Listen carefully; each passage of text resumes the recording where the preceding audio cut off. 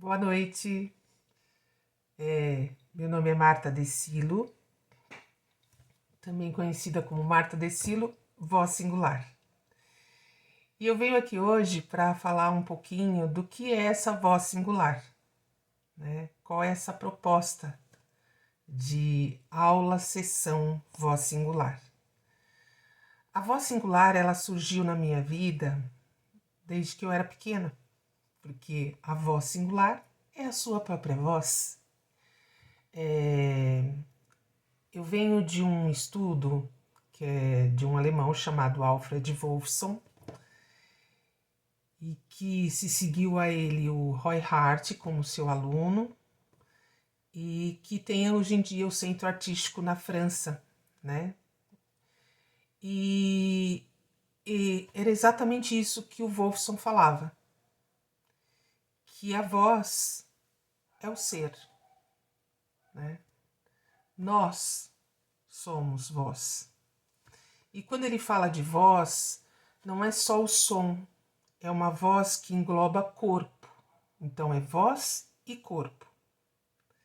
E essa voz e corpo, na verdade, ela é a expressão da alma. Tá, e como se trabalha isso, né? O Wolfson, ele partia de um princípio que a gente pesquisa a nossa voz, de que a gente encontra formas para desenvolvê-la, que foi o que ele fez.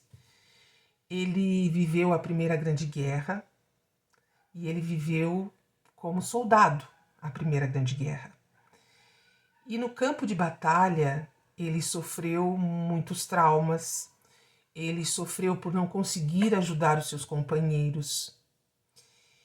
E ele ficou impressionado como aquelas vozes, quase à beira da morte, conseguiam expressar aquele som pedindo ajuda, e foi algo que ficou na memória dele junto com os traumas da guerra. E quando ele saiu de lá, ele precisou se tratar. Ele precisou se tratar. E justamente durante esse tempo de tratamento dele, ele começou a fazer esse resgate da própria voz. E com o resgate, o estudo que ele desenvolveu nele mesmo, né, buscando a sua própria voz, buscando a sua essência, ele também descobriu que era um meio de cura para ele. Foi um meio de cura para ele. Então, é assim, a voz para mim, ela é ferramenta de autoconhecimento.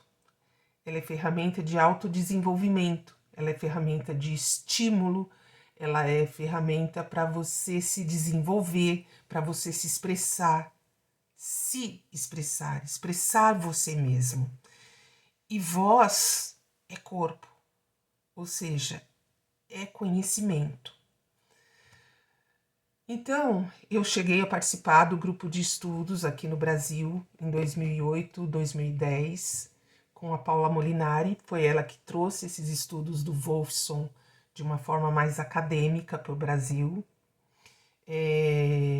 Tenho alguns artigos que eu cheguei a escrever naquela época, na minha pós de voz na perspectiva de Alfred Wolfson, orientada pela Paula Molinari. E dentro do grupo de estudos também surgiu a pedagogia Wolfson Molinari, né, que é uma pedagogia baseada principalmente na escuta, na criação de um setting educacional, que até então não se falava nesse ambiente educacional como um setting, né? E numa pedagogia de uma escuta ativa, né? O professor ele tem que passar por todo esse processo para que ele seja capaz de desenvolver essa escuta e, pelo princípio que a gente chama da alteridade e não da empatia, que não é se colocar no lugar do outro, mas é usar o teu caminho de desenvolvimento como uma forma de dar suporte ao caminho de desenvolvimento vocal, expressivo, de si, do outro. E é uma pedagogia que ela envolve o tempo todo essa escuta, esse suporte, essa construção desse setting o tempo todo. E a gente fala que a voz ela não se aprende, ela se apreende, né?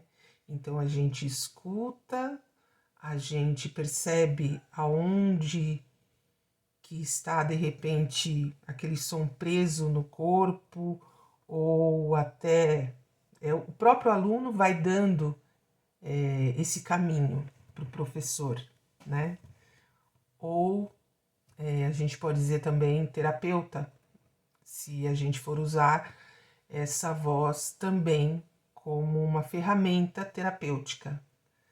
Não é terapia, é terapêutico. E junto com esses estudos de voz, eu acabei também me aprofundando no estudo de corpo, com o método Bertazzo, né, de reeducação do movimento. Então, tem toda essa base de reorganização do movimento. Por isso que eu falo que é um processo de autoconhecimento, porque vai envolver o conhecimento do som, o conhecimento da sua psique, né, de você mesmo, e vai envolver também o conhecimento do seu corpo, né? Sim, eu tenho uma parte técnica das técnicas convencionais? Sim, tenho.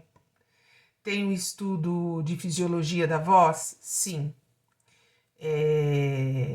A minha formação é como educadora musical. E junto a essa formação, eu tenho toda uma pesquisa autodidata de livros, de cursos, fora esse curso do Ivaldo mesmo, um curso de 9 dias intensos, com fisioterapeutas, né, educadores físicos e com ele mesmo. Tem toda uma pesquisa que eu fui aprofundando do que eu vi na pós sobre psicologia, né? Não psicologia da educação, mas o psicólogo que a gente mais estudou foi o Winnicott, que ele fala inclusive desse setting, desse lugar onde se suporta, onde se dá o suporte para que aconteça um ambiente de aprendizagem, né? E fui ao longo do tempo estudando cada vez mais sobre isso, né? Então nós temos algumas técnicas que veio do Centro Artístico Roy Hart na França. A gente usa uma técnica que a gente chama de shake, que é enquanto você faz o som, você shake, né? Você se chacoalha, se mexe, porque esse som vai encontrando as suas ressonâncias. E a gente trabalha o tempo todo com isso, com essa percepção. Da onde vem esse som? Como esse som age em mim? Como essa voz, ela interage com o meu corpo? Que lugar do meu corpo? Onde eu sinto isso? Como eu sinto isso? Como eu percebo?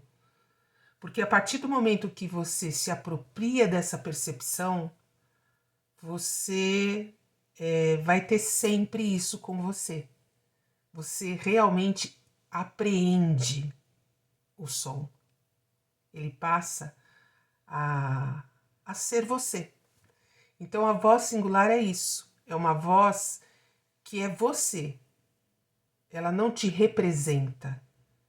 Ela te apresenta. Ela te presentifica. Como a voz do bebê, o som do bebê presentifica o bebê. Isso é uma fala do Wolfson, inclusive, né? Então é isso, né? Uma aula, sim, que se baseia em algumas técnicas de canto, exercícios, vocalizes. Muitas vezes fala, esse vocalize é um vocalize normal que eu fazia com meu professor de canto, sim.